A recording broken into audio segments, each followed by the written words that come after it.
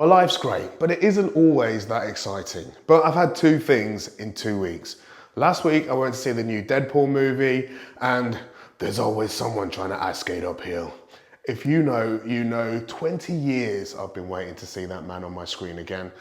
And the other thing is this amazing new software update from iFit. I've made over 50 videos now, and the top 2 comments I get are, I would buy one if I could watch Netflix, or the other one actually is Amazon Prime. People who've got Amazon Prime want to know if they can watch Amazon Prime on their machines. And the other question I get is, or comment I get is, I don't really like the fact that the screen appears to stutter periodically. So I'm going to address these things now in this updated video, and we'll talk more about them all, plus more. I have the beta version of the software here. I'm in the UK, so it's actually beta. And in the time I've been using iFit software, the years I've been using iFit software, this is by far the biggest software update that I've seen. In fact, I feel like this is more of a ground up build than an update to the existing software. And features such as Netflix and Amazon Prime, etc., are things that you wouldn't normally see on an iFit piece of equipment. It's a closed system. However, these are just tablets on the machine. As somebody who really values these trainer-led workouts, especially the ones like these with instructors like Ashley, where you're out in the open and the bike or the treadmill or the rower is adjusting its resistance. And in the case of the bike and the treadmill, the angle of the tread or the bike as well to match the terrain. You can just hear the bike adjusting then. I still suspect 80% of my workouts will be like this.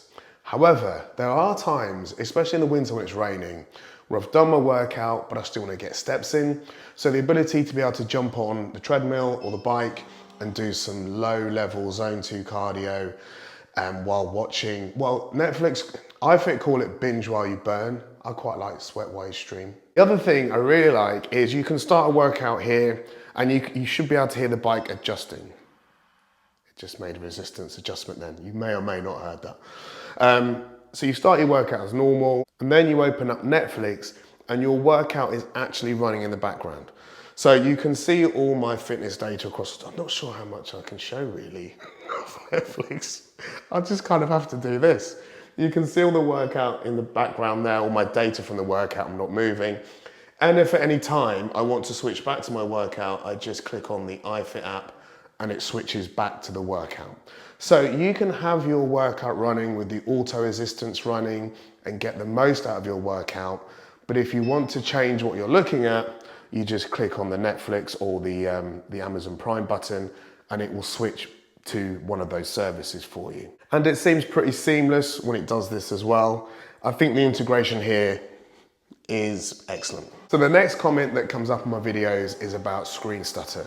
Now I've got both the bike and the treadmill running at the same time. So if there's background noise, I apologize. And the reason that people bring this up is for 2 reasons. One is because there is screen stutter, or there has been screen stutter, and I would describe this as every few seconds, almost like a freeze frame. A bit like, you know, when in the movie Fight Club, and then Tyler Durden would flash on the screen. If you're interested, it happened 4 times in the film. And you think, did I see something or did I not see something?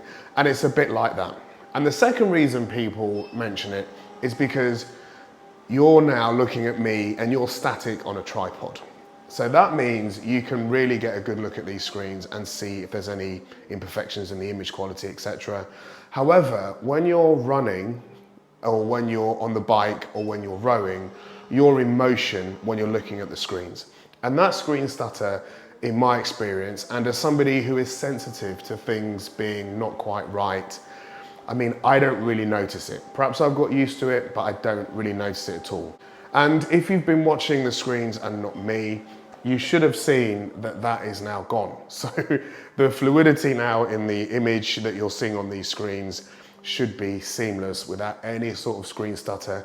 Let me know what you think in the comments as well about this. The next impressive update is the end of screen data and the overall look of the software. You can see there's a lot more color in here now. Now I haven't been working out, but here's an image of me when I have worked out. And And you can see here that you've got some good data really about the incline, the speed and your heart rate. You can look at your heart rate zones, which I really like if you use a heart rate monitor.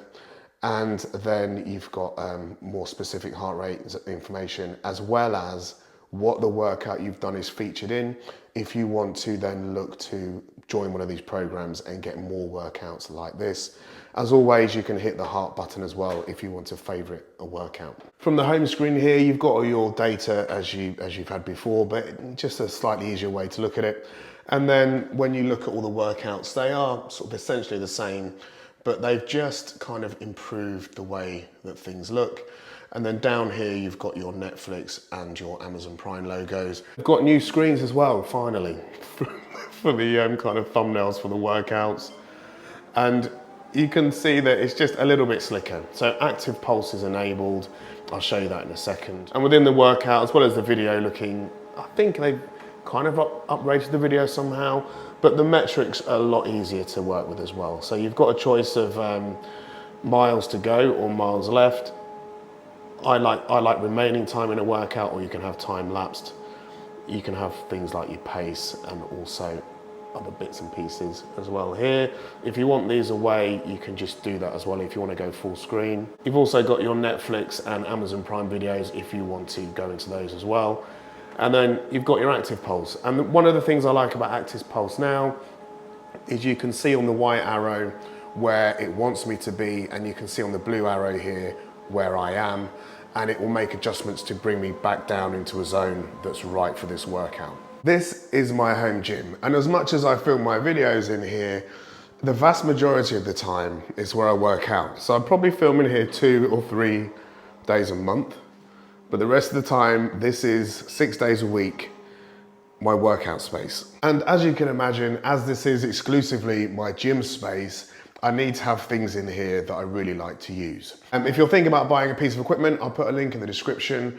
That will take you to NordicTrack's website, and it also helps support the channel, which is greatly appreciated, and it helps me to make more videos like these ones. Next thing I really like is the ability to skip songs. So when a song ends and a new one's about to start, you'll get a little kind of notification there, or you can do it in here. And you get stations. So there's two soundtracks to a NordicTrack workout. One is the instructor soundtrack, one is the music soundtrack. You can have them playing together, one or the other, and you can adjust the volume independently. In the UK, we get 4 stations, and before I mean 3, because that one's down-tempo yoga. If you're in the US, you'll get 11 stations. But what you can do now is skip songs. So if you've got a song playing you don't like, but it's on a station you like, you can just skip to the next songs, and it gives you 6 skips per hour. The search function is also a lot better now if you're going to use that. It was a bit clunky before. And they've also got these quick finds, which are brilliant. So if you've got a time crunch, you can just pick a length of workout, or you can pick a level of workout. I don't know if these are tailored to your previous workouts, or whether they're just there. But another time-saving function and an improvement to the UI I really like. The last thing, which is rolling out in the US first before it goes to other markets, so I certainly haven't tested it, is the AI coach. And they call this kind of like a coach in your pocket. You need to sign up, interestingly, for SMS messages to interact with it as well. So it's more than just notifications that you'll get via your app. And this will generate workouts that are customized to your specific fitness needs. So, I mean, I don't know, but I imagine you will put in more information about your goals, and it will generate workouts that are more suited or more tailored towards those goals. And it will also incorporate your favorite trainers within that as well, that you're not going to get a load of random trainers, and the types of workouts that you like doing. So it does sound like a pretty tailored solution. As soon as I get my hands on it, I'll make a dedicated video talking about that more. In conclusion, I've been really impressed with the beta software that's on these machines now.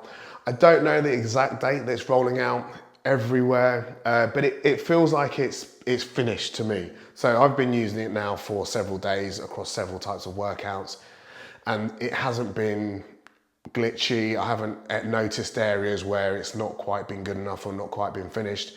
So it does look sort of pretty complete to me. I was a fan already, you knew that. And I think this is a step in the right direction. They haven't missed out anything that I would want to see more. And I hope you found this video useful. I'll put some more videos around me now that you'll like if you've enjoyed this one. And until next time, see you soon.